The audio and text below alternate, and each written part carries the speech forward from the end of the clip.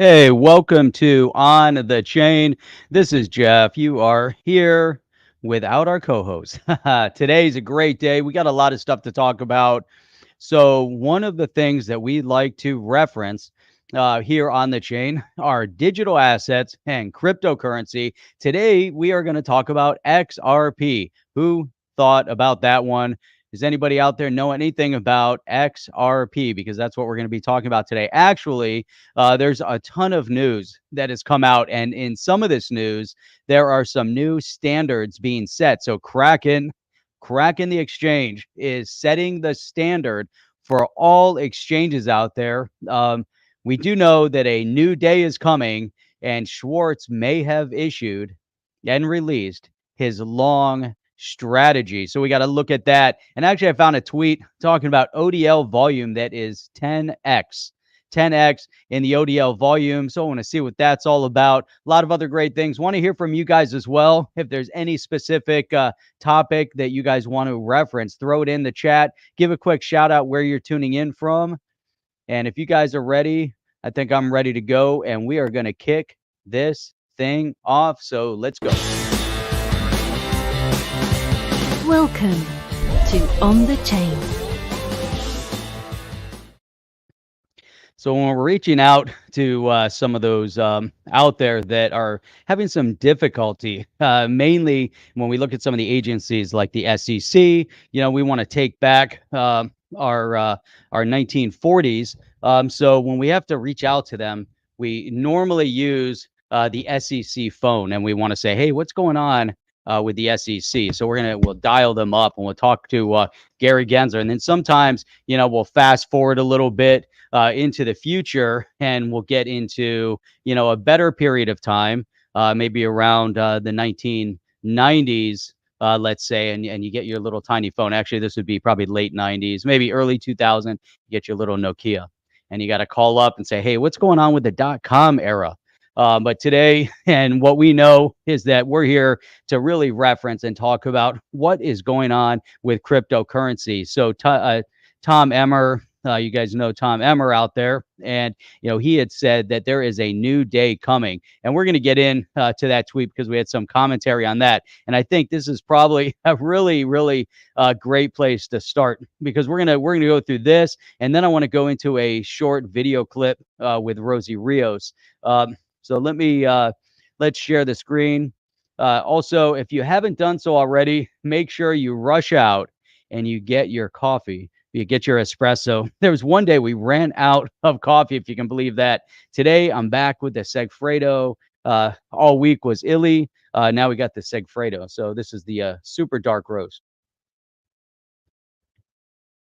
Got David coming in here from England. Silver Stack from Vallejo, California. We got Ralph from West Virginia. What is going on? Great to see everybody here. And Silverstock, XRP, the greatest digital asset the world has ever had.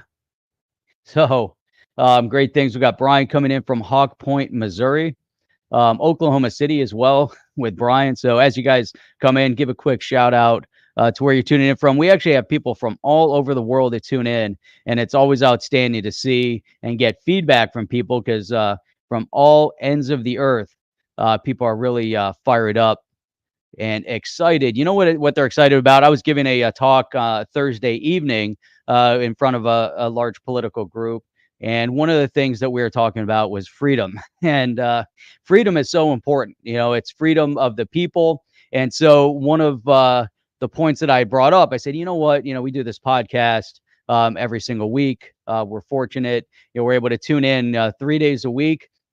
And what's amazing is that people all over the world share the exact same passion. You know what that passion is? It's freedom. People all over the world want the freedom to do. They want the freedom, financial freedom. They want freedom, to live their life unhindered. And that is the clear message. And that's one of the clear messages with the crypto space and with blockchain. It's to bring back the power into the hands of the people.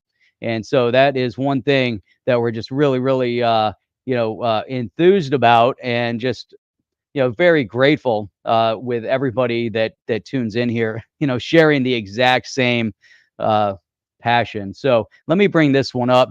Let's add this to the stream. Now, this is from Congressman Tom Emmer. And so we get into this with Congressman Tom Emmer. This is just really, really outstanding. And actually, if you go over to onthechain.io and you look in the search and you type in Tom Emmer, you might even see an interview with Tom Emmer that we did, and also Warren Davidson, amongst many others.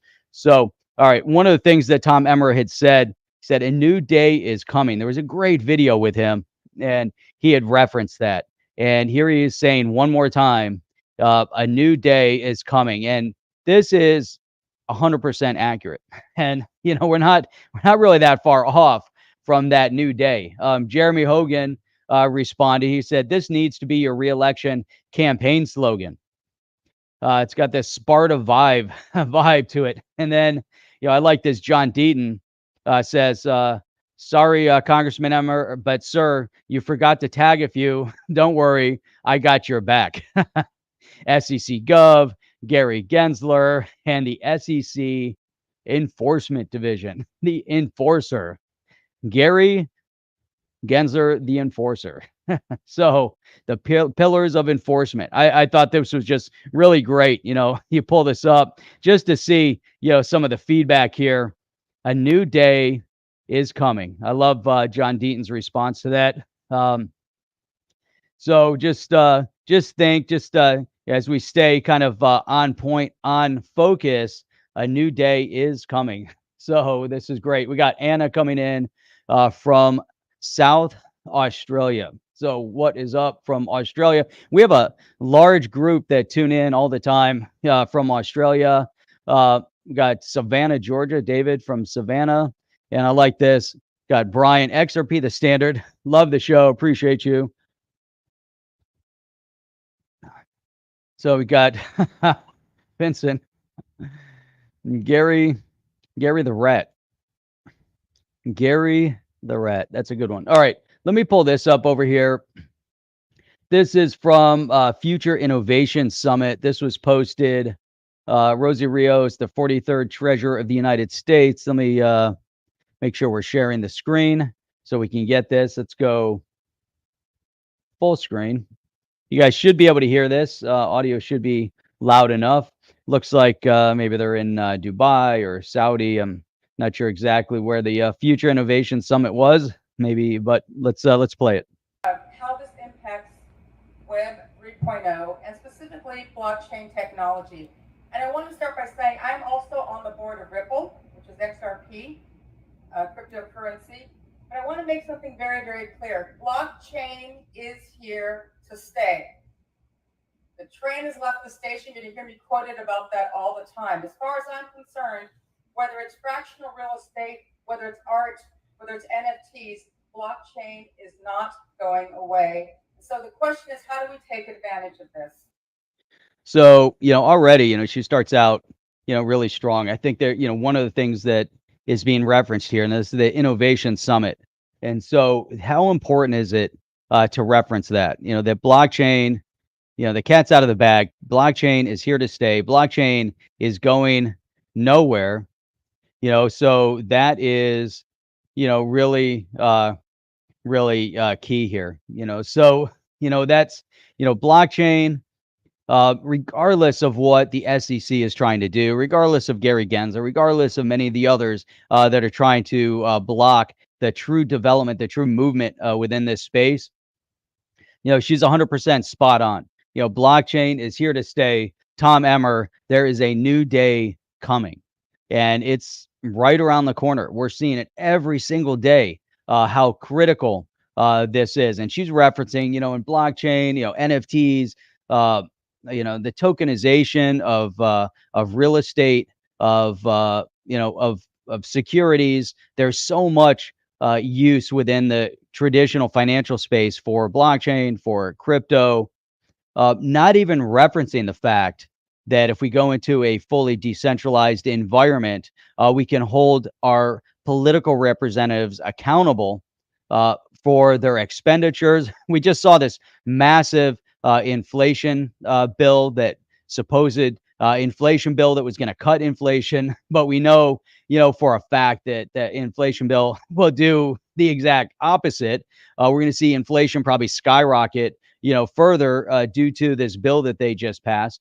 It's going to have a further dampening effect on the economy, especially given the fact of how they want to bolster the Internal Revenue Service versus bolstering the security and financial stability of the country. At the same time, while we see, pushback from the current SEC going after and targeting blockchain companies and going after, obviously, the SEC v. Ripple case, which is on the front line right now for all blockchain tech in the U.S. So, one of the things she's referencing here, and we'll keep going, but this to me, that is a great, bold, opening statement, for us to focus on. So hang on.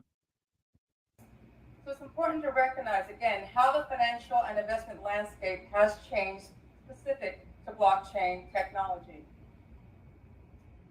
You might have seen recently how President Biden has signed an executive order earlier this year to study digital assets over this next year. Now, I was honored to also be part of President Biden's Treasury Transition Team. In fact, I'm the only person in the world who's been on Obama's Treasury Transition Team, both terms of the Obama administration, and most recently, President Biden's Treasury Transition Team. I consider that a huge honor that I can serve my country in that way. So when President Biden signed this executive order to look at digital assets, we hope that the recommendations are going to accomplish several things. One, to encourage regulators to ensure sufficient oversight, to encourage the Financial Stability Oversight Council to identify and mitigate financial risks, to direct coordinated actions across agencies to mitigate illicit financing and national security risks, promote safe and affordable financial services, and finally, but not the last thing surely, to explore a U.S. central bank digital currency. All right, so that's where, we can she kind of left the reservation at that point. So, talking about pursuing a central bank digital currency. So now there are a couple of things that she said that I disagree with. There's a few things she said that she's saying that I definitely agree with, especially in her opening statement, especially on the heels of, what Congressman Tom Emmer has referenced, which is a new day is coming. Now, for her, obviously, she has been, in a very high political, economic space. And, so when she came, out with her opening statement, a digital, that the digital economy, blockchain, cryptocurrency, it's here to stay 100%. The departure is really the focus on a central bank digital currency. And, I disagree, with that notion, now, so you have the U.S. government focused on the rollout of this CBDC.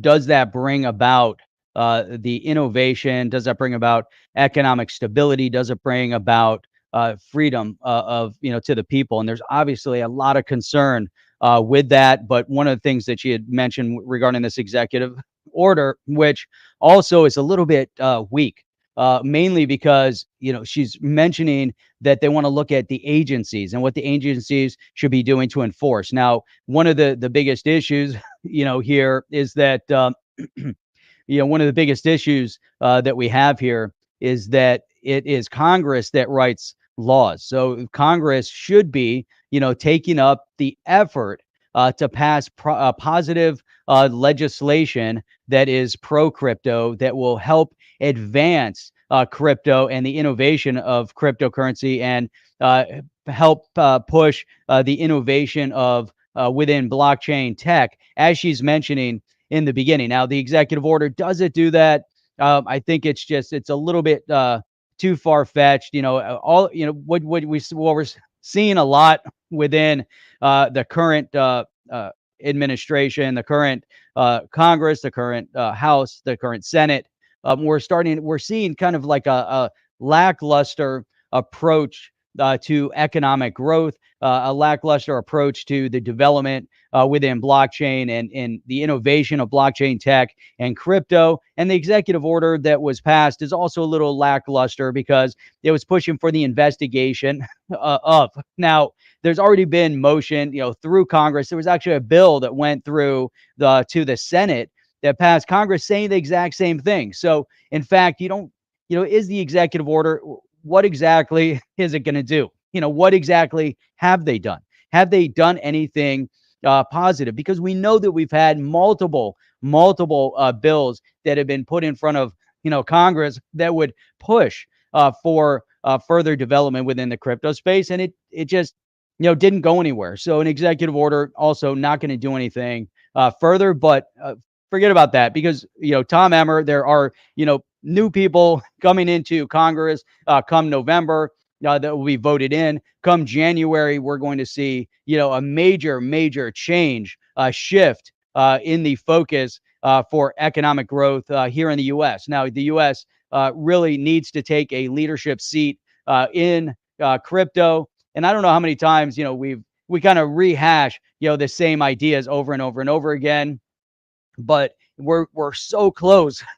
We're so close at this point that it's right there. I mean, now we can see it. So we've spent, the past 2 years just kind of getting into this notion that they need to do something. But now, come November, this is the moment in time that everybody in the U.S., we have people all over the world. So they're looking at us, well, like we're almost like a banana republic at this point. And they say, what in the world are you guys doing from a political perspective? But what are you doing from a cryptocurrency perspective? Why is it that your politicians are tripping over themselves to try to undermine the growth of blockchain, undermine the growth of cryptocurrency in the U.S. to a detrimental effect on a global scale? Now, we know that XRP and Bitcoin and all the other assets out there are global in nature. It's just really amazing. How fast we're seeing the crypto and the blockchain space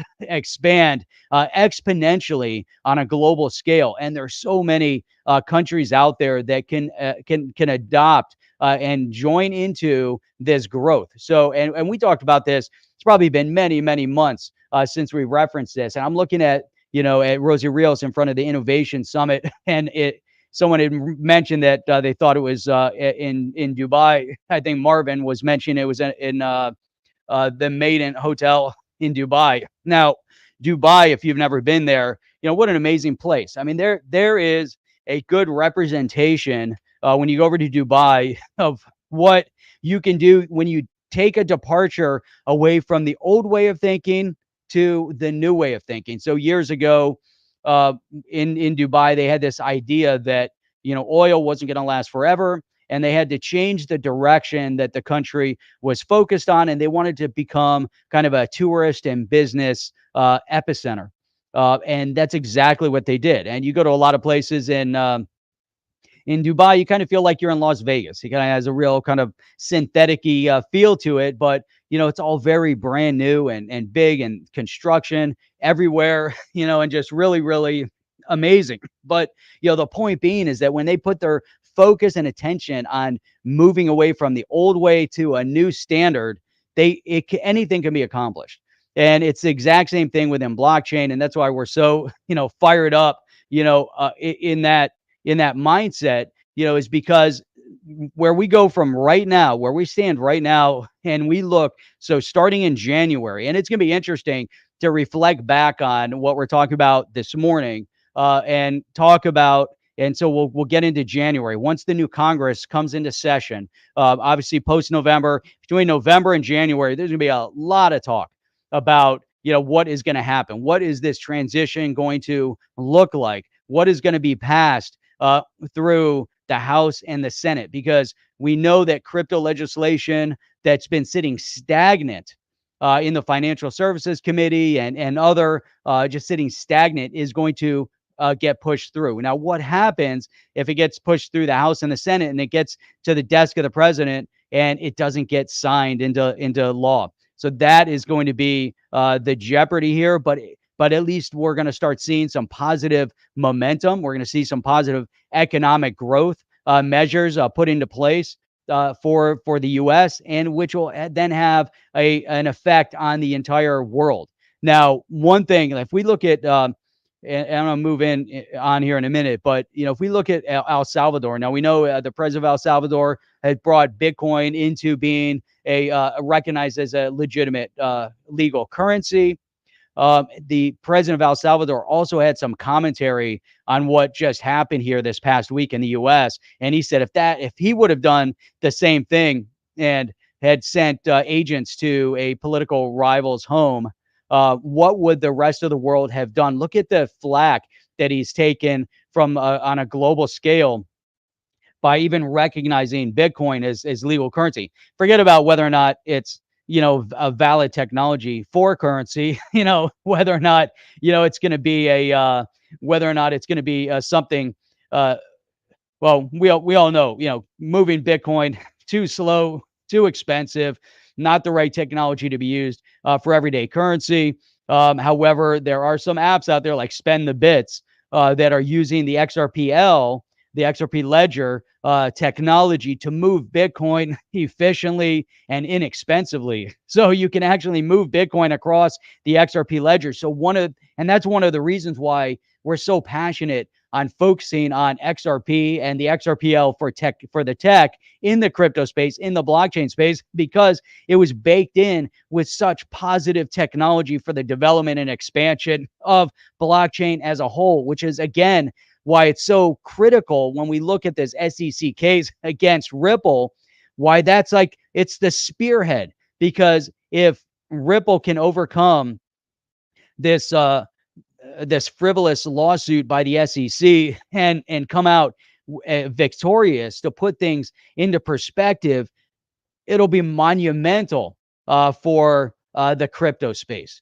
And again, that's because of you can't marginalize the technology that Ripple is utilizing with the XRPL, for RippleNet, with and considering their ODL, their on-demand liquidity. It's such a critical technology for the movement and flow of money. And we're talking about a revolutionary change on a global scale when you can efficiently move money. And the thing is with these financial institutions, although they realize that it's difficult, it's slow, it's tedious, it's expensive, but think about the infrastructure that's put into place that will no longer be required, once you implement a streamlined, easy to use, efficient technology that gets rid of all of the fat infrastructure that isn't needed to move the money. And the banks, in many cases, even the governments, they like the slowness and flow of the money because it really slows things down on such a massive scale. If you guys are, in business, if you've done business domestic and international, you obviously know, the obstacles in the U.S. or whatever country you're in for getting paid, right? So many times, and the reason why I say that is because if you're getting paid with a credit card, obviously it's expensive, right? There's always, big fees. There's maybe a 3% cost for you to utilize that credit card tech. And maybe there's a monthly cost to it. And so that can, obviously hits your bottom line. And then if you're trying to move big money, you don't want to use a credit card. So you're using ACH. ACH can take 3 to 5 days. If you do a bank wire, it can take sometimes 4 hours. Sometimes if you did it after banking hours, it could take longer. The biggest hurdle always comes when you're trying to move money international. And that has always been kind of an interference with the seamless flow of business transaction. And so this is, as soon as you can speed that process up, as soon as you can establish a trust line between buyer and seller, and you can use a third-party escrow that is done through a decentralized function, and it doesn't have to go through banking infrastructure, and you can have certain metrics that get reached, that automatically release funding. That's the idea, notion of the decentralization of money movement. It changes everything, and so Ripple knows that. The governments know that, and so even we go to other countries and they understand the notion of getting having allowing people to have unfettered access to financial services. Now, in many countries, their idea of moving to a digital economy, isn't that they want people to have more freedom. It's that they want to have more observation. They want more intrusion into people's privacy. They want more intrusion into what people are doing, how they're spending their money, what they're doing with their money. So think about, over in China as an example with the digital yuan. We know that from a social construct, that they are, monitoring everything that their people do. All right. And so to the point that if you're going to move money, they want to know where you're moving it, how you're moving it, and and if they can stop it, if they feel that you're undeserving of, for whatever reason, they can do it. And that's the exact type of technology that they want to implement, and they are implementing. And we see the punitive measures that can be taken. And the thing is, they want to do it on a regional level. And that's why China has the Belt and Road Initiative. I know we haven't talked about that in a long time, but they have this Belt and Road Initiative, which is really to implement a financial infrastructure that China controls on a regional and eventually more global scale. Now, one of the problems with that is if you're using their digital currency, and that's where the departure with Rosie Rios at the end, she's referencing the central bank digital currency. The key, phraseology there is central. And I understand, Ripple, has been talking a lot about CBDCs and issuing CBDCs and being the backbone for the CBDC. One of the primary talking points of contention in the US against a central bank digital currency or a digital currency is the idea of protection of privacy. Now, they might say that, but we have to make sure that we adhere to the protection of privacy. So there is no intrusion on the movement and flow of money to where a government can shut you down and shut down access to your money. And this again goes back to this centralized or decentralized notion that which brings about freedoms, not anarchy, but it gives people control over themselves. Put the freedom in the hands of the people, holding then the government agencies accountable to what they are supposed to be doing for the people. And it's amazing because we're starting to see just kind of the beginnings of it, right? We saw, even Elon Musk, has been referencing, what's going on, with this massive hire of IRS agents as an example. And so even, Elon Musk has been waking up to this idea. We saw the CEO of Whole Foods has woken up a little bit to what the impact of what's happening. So we don't want to bring about this socialist notion of handout. We want people to have the freedom of being able to transact in business with one another, whether it's domestic or international. And this is so critical. This is probably the most critical point of what cryptocurrency and blockchain tech can bring to the people. On the flip side is the control mechanism that will come about if you have a digital currency that is completely centralized and closed without privacy measures adapted into it. And so we have to be very, very cognizant, of that point. And so it's really, really important. I mean, you can't even underscore as we're moving. So like Rosie Rios is saying, it's inevitable. Blockchain is here. Cryptocurrencies are here. Digital currencies are here. If it's inevitable, the people, we have to, without, you can't even question. You have to maintain your freedom, because if you don't, you'll lose all freedom. They come after control of your money, your health, and your security. If you lose those three measures, as we've seen in multiple countries, society doesn't look too good. But anyhow, let's move on. There was a slight departure, but tying it in because this is the epicenter. And again, the reason why Congressman Emmer, is saying a new day is coming, because it is. Come November, it's gonna be great. I can't wait when we sit down in November and we're gonna discuss from November through January how things are going to adjust, how things are going to change, what shift we're going to start seeing in the blockchain crypto space. Hydroponics, Alan, after 2 years of watching crypto videos, 8 channels that I watch, my wife overheard Jeff talking a few days ago, and now she's interested in listening to crypto related topics. There you go. Appreciate that. That's awesome. It was great at the political event on Thursday that I was speaking at.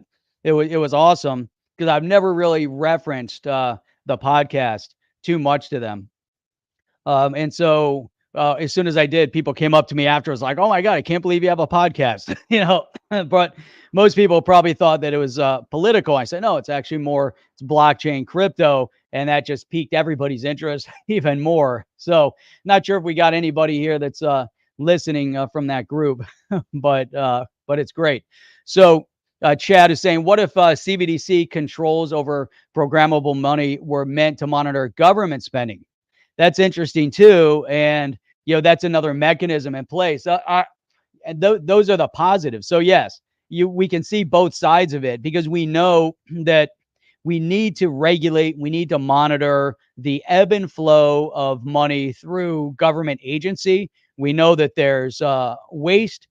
We know that there's overspending. We know that there's corruption. So all those things, they don't want that to be revealed, right? So that's the old way of doing things. Tom Emmer, a new day is coming. That new day will change what happens within government, because the people are going to demand it as well. So you're right, Chad. If a CBDC is meant to monitor the government spending, that's a net positive. If it has that notion where it can then also monitor individual spending, that's the flip side of the coin. That is very, very bad, that we have to be very cognizant of. And Roby saying, kind of off topic, but any opinions for medical records on the blockchain, not as an investable token? You know what? Yeah.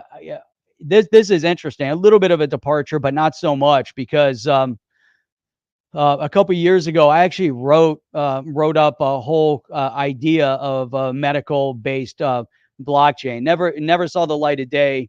It was a little early. There's still no movement in that space. I would love for it to see the light of day at some point in time. But you're 100% right, and it goes beyond just medical records. There has been some knocking at the door there. It was Walmart.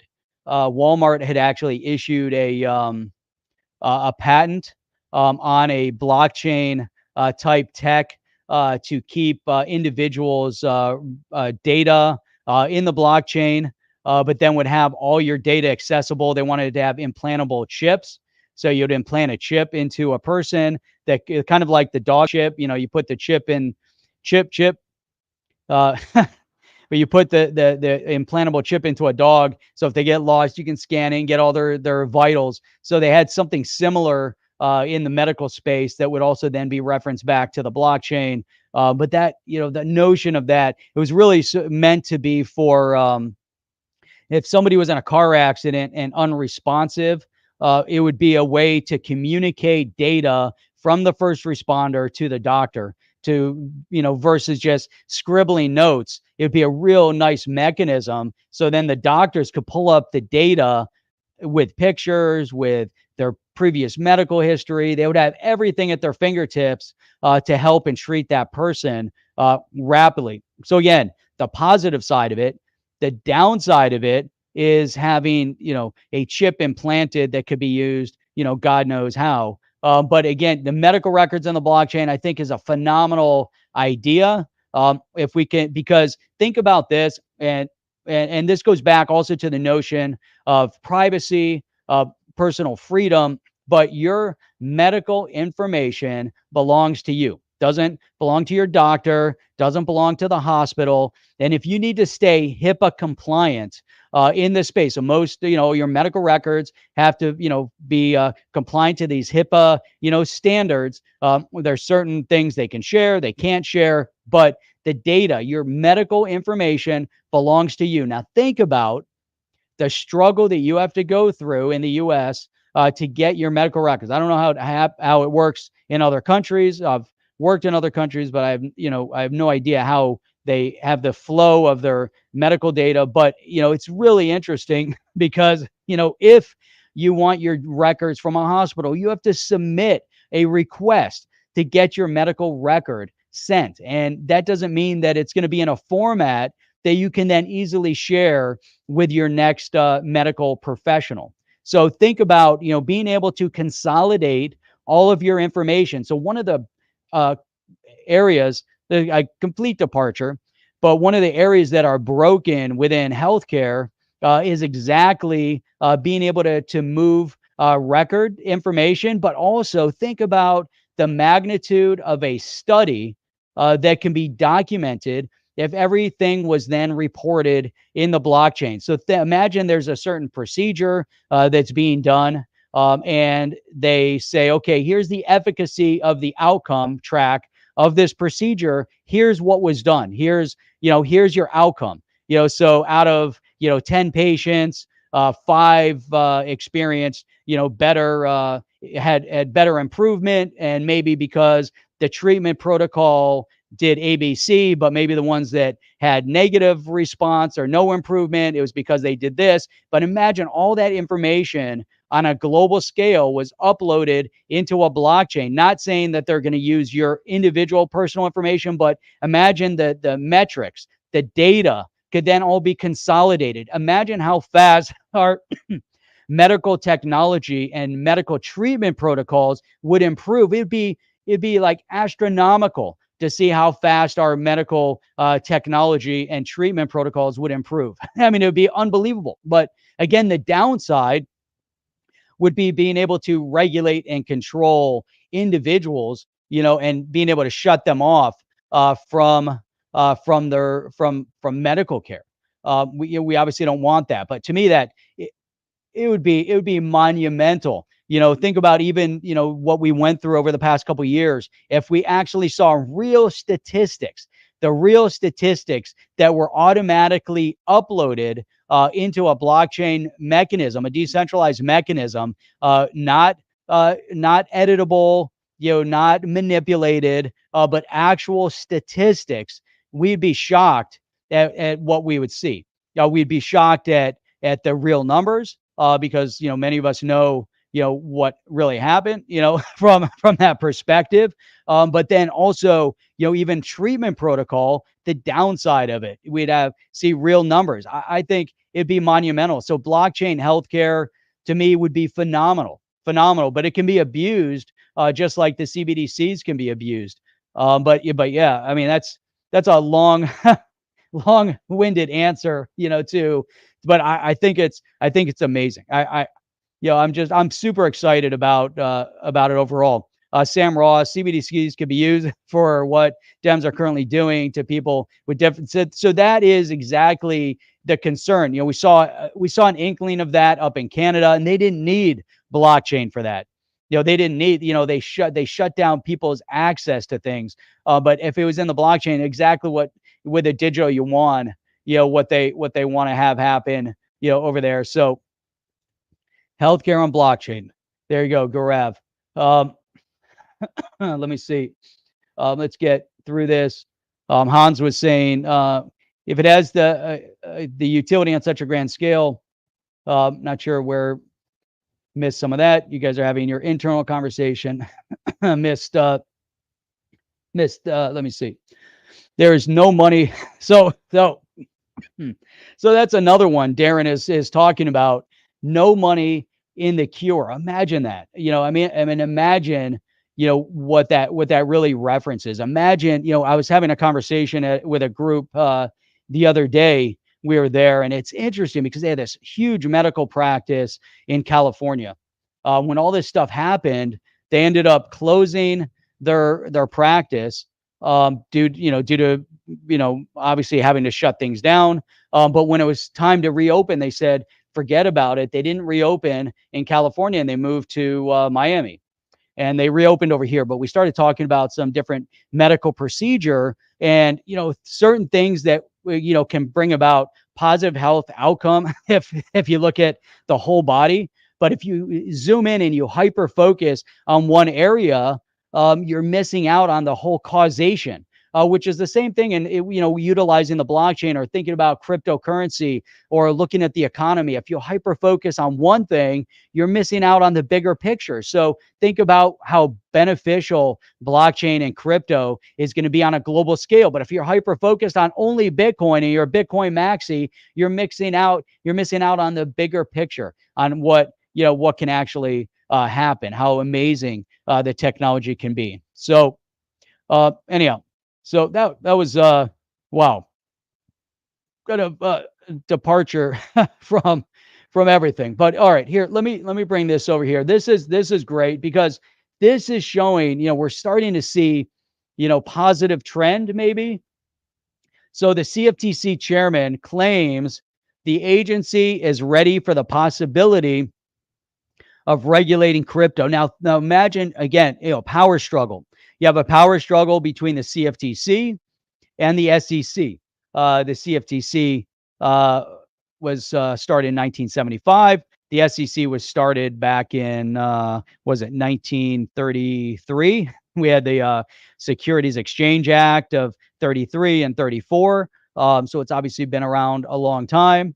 Obviously, we know the Howey test was really drafted back in 1946. So a lot of this, the policy and notion are just antiquated tech, then they're trying to fit it in and around new technology. I'm not saying it's, completely outdated and you have to scrap everything, but you have to look at things a little bit, differently when it comes to, the financial regulation of financial technology. And so there's a battle waged right now between the SEC and the CFTC on who has jurisdiction over cryptocurrency, over digital assets. Is it a commodity? Is it a security? Obviously, we know, Gary Gensler referencing digital asset as securities, and he wants to penalize with punitive measure anybody that's working in the space. They want full control over it because he wants to enrich his buddies. He's not looking out for the benefit and the betterment of the crypto space or blockchain. He's thinking at it, how do we control it?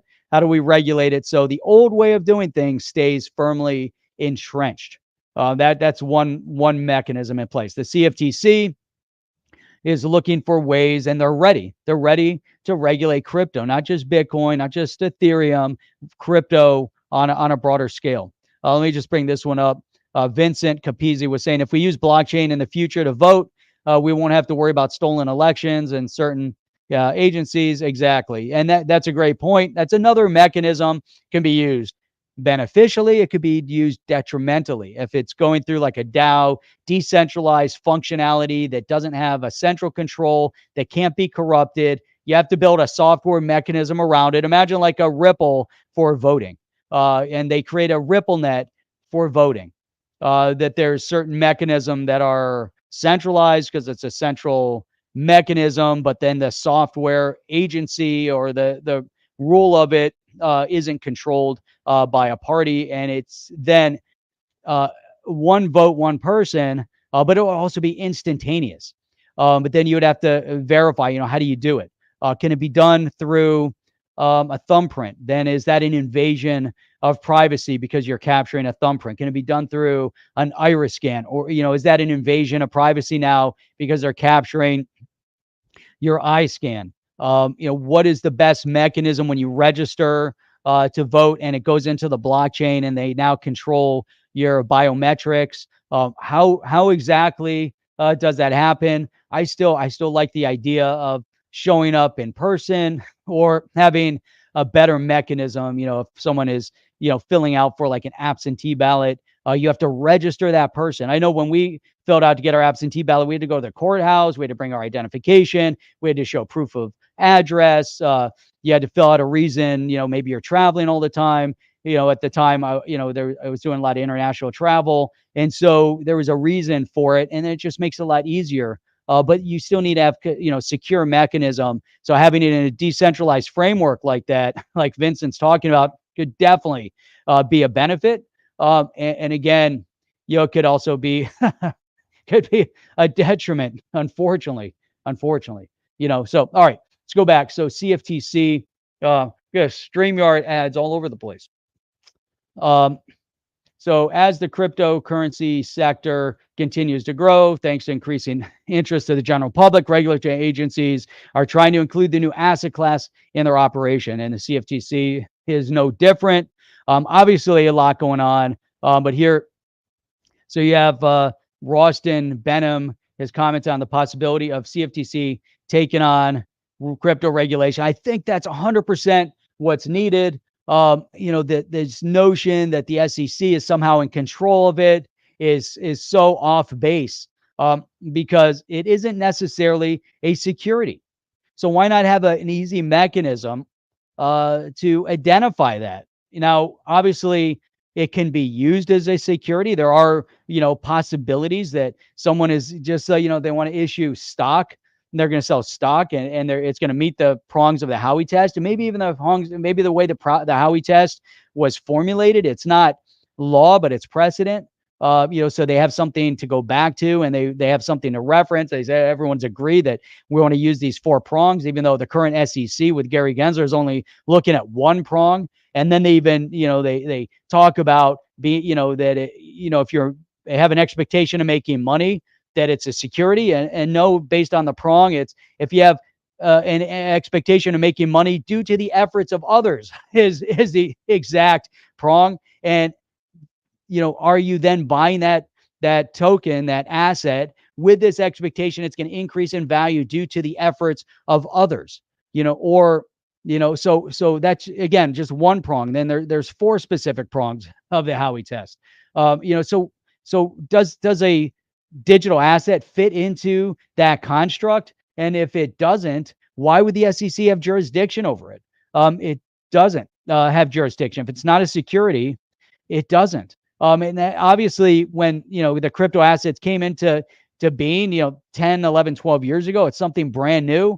People don't know exactly where it fits. The lawyers at the time didn't know. The politicians didn't know. The SEC didn't know. Nobody knew. There's conversation and discussion. So this notion at this point that the SEC is somehow the best and the brightest at knowing how it fits.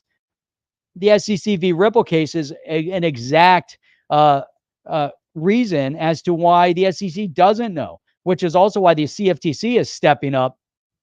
There's an internal power struggle. Now, based on this internal power struggle, think about the downside, the detriment, the negative impact that it's having on the growth of innovation in the blockchain and crypto space, because we have this pissing match going on between 2 regulatory bodies that don't have jurisdiction to even make the decision as to who should be the regulator. So they're both they're vying for the position. They're fighting. They're trying to prove that they have the capacity, but it's not a matter of whether or not you have the capacity. It's a matter of whether or not you have the jurisdiction.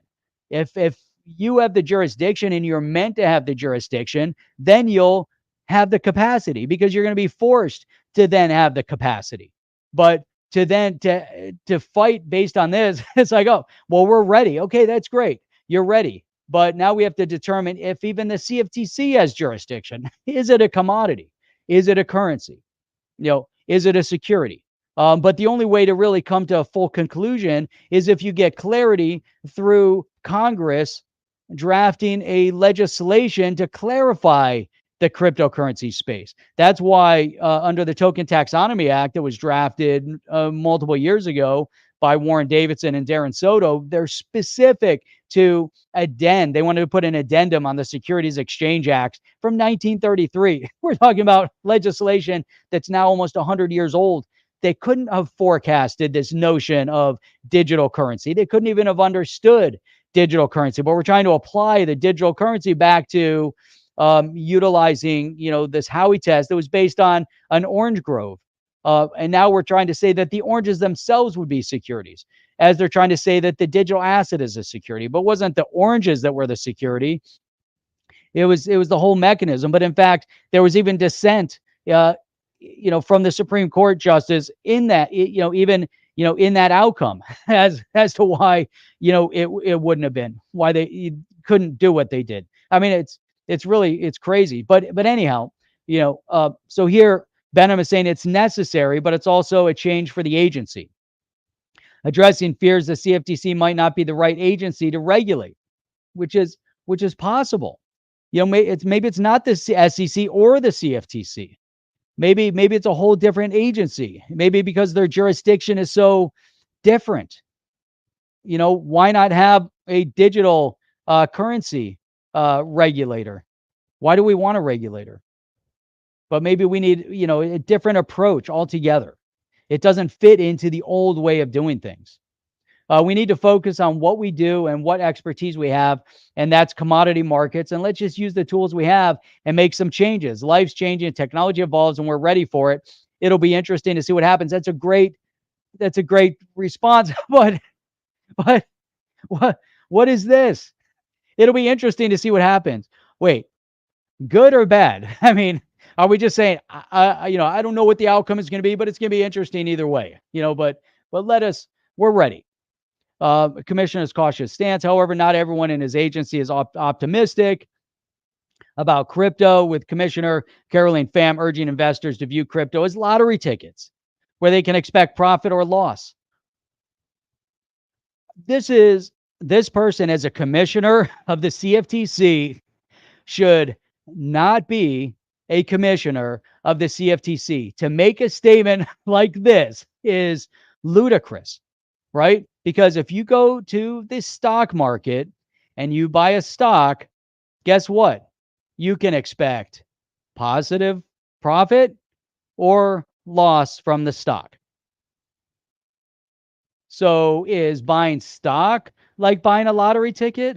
or maybe, Caroline Pham, maybe she explained it maybe a little bit more succinctly, but is buying a crypto like buying a lottery ticket? Buying a stock could be like buying a lottery ticket. I mean, that's just kind of crazy. So we know we have this technology. We know, like Rosie Rios, it's out of the bag. It's moving forward. But how do you have statements like this from a sitting commissioner? I mean, look at the technology. How do you make it? I just don't get how you can make a statement like that. On top of that, another CFTC commissioner, Christy Goldsmith Romero, raised the alarm over crypto market similarities with the banking sector in the years leading up to the 2008 financial crisis. Really? Now, here's another one that is off the reservation as well, because think about this, that a sitting commissioner that doesn't even understand why the banking financial crisis happened in 2008, focused on the banking sector. Now, there was obviously a lot of turmoil in 2008, but there were years leading up to the financial crisis where the governments forced the hands of banks to dole out risky loans.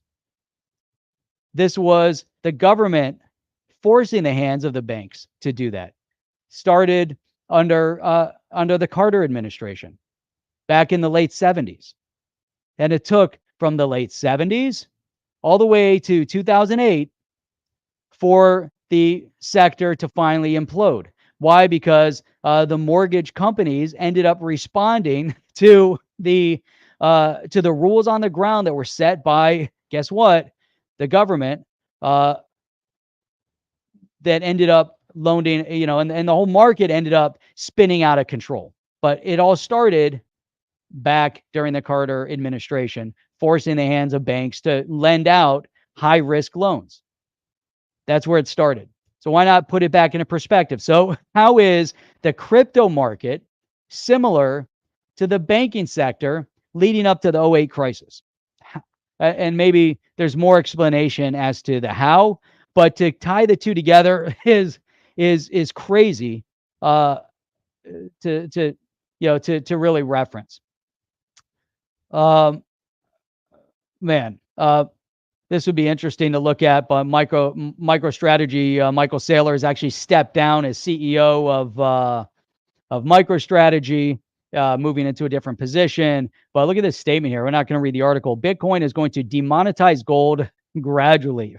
Strong believer in Bitcoin. I mean, extremely passionate about the Bitcoin. I'm just going back to some older comments here. Silence. It's amazing. We have some people that are tuning in here. I haven't seen these names before. Outstanding to see new people tuning in, and maybe people that have always been around that are finally chiming in, which is great.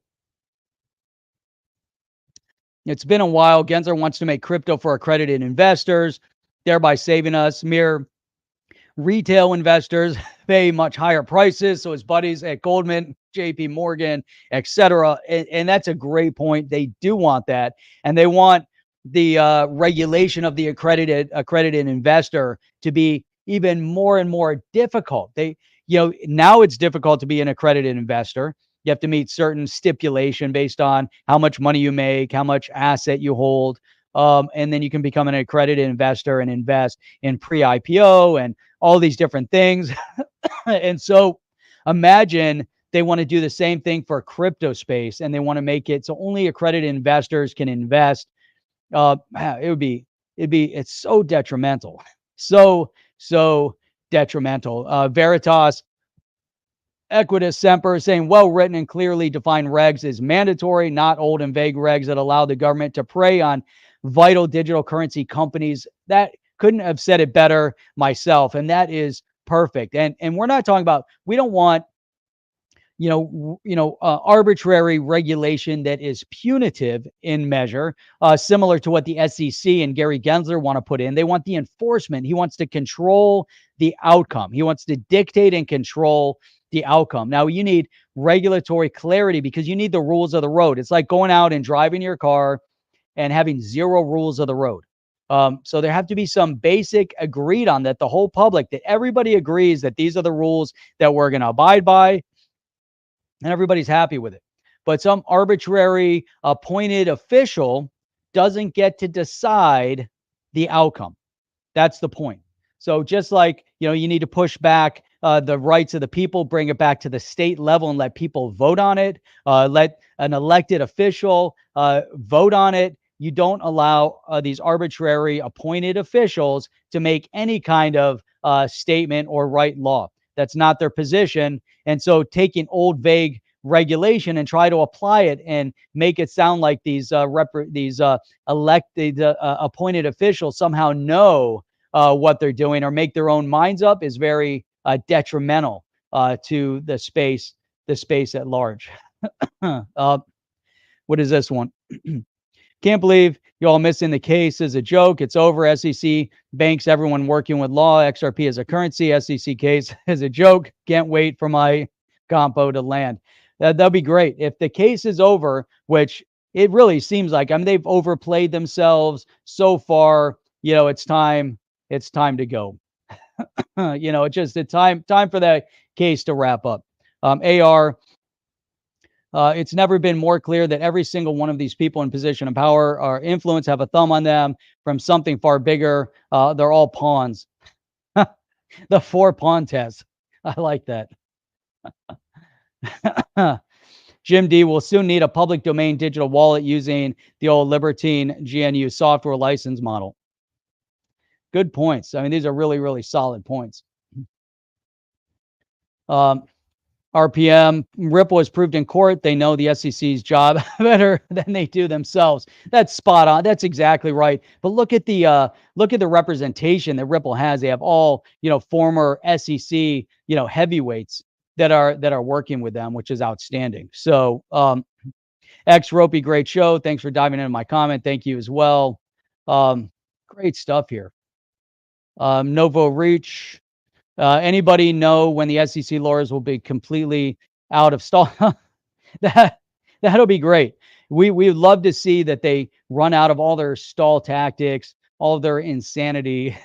So Chad, SEC v Ripple is a showcase. Definitely a showcase from many different perspectives. It's time to go. It's time for that to end. We're just enough's enough already.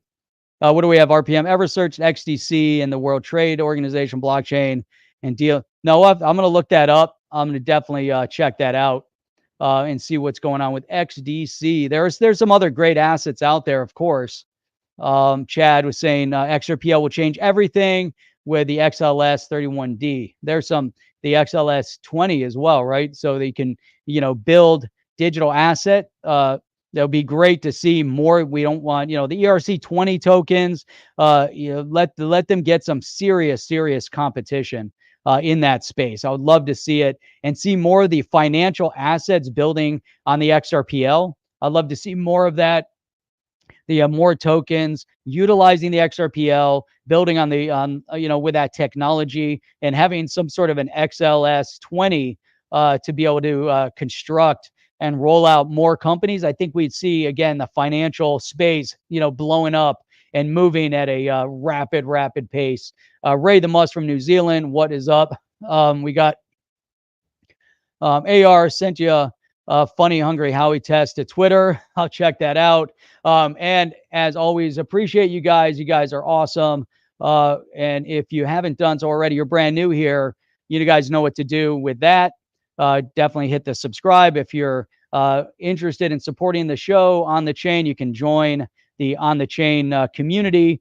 We have had some plans to roll out some special incentive for those that are joining up in the membership, but we do want to roll out another. We did a couple of these in the past. We did some live virtual live shows and we meetups, virtual live meetups. So we've been planning to do another one. I'd like to get something rolled out here in the near future. I'll talk to Chip and we'll get something rolling out here with another virtual meetup so we can get people from all over the world. So anyhow, with that, what else do we got here? Here's another one. If you're not following us on Twitter yet, go to on the chain _ between the on and the and soon we're gonna have the whole on the chain. So on the chain is trademarked, by the way. So we will be working to get the on the chain Twitter thing. So, but anyhow, that was great. This was absolutely outstanding. You guys are awesome. We'll be back on again tomorrow night, 8 p.m. Eastern Standard Time. We do stream live 3 times a week now. We stream Saturday morning, 8 a.m., Sunday at 8 p.m. Eastern Standard Time, and Wednesday at 8 p.m. Eastern Standard Time. And we will look forward to seeing you guys on the next one. Have an amazing day, and we'll check you guys out on the next one. I am out. Are you down with OTC? Please like, subscribe, and click the bell to be notified when the next video drops.